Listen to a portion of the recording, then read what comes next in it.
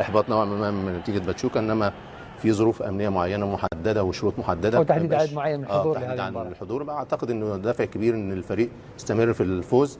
زي ما قلنا عندنا اورلاندو وعندنا شباب بوليسداد، اعتقد ان المجموعات بتظهر مباراه عن مباراه، بيظهر مدى قوه وتاثير النادي الاهلي. بس تغيرت نفسيتك لما كانوا خسرانين واحد، كانت ملامحك شوي مختلفه. بس عندي ثقه، قلت لك هنعمل ريمونتادا. لا جابوا ريمونتادا، بس المباراه ما انتهت، بس فايزين 3 يعني. الحمد لله، تكمل على خير. عندي في محمد زملكاوي ايه هو؟ اوه زملكاوي بس حقه متعصب. يشجع، حقه يشجع الفرقه اللي هو عايزها. ده حبيبي هو محمد وهيثم ثنائي ايه؟ زملكاوي خطير. طيب فاصل قصير نعود بعده باذن الله تعالى. مشاهدينا ابقوا معنا.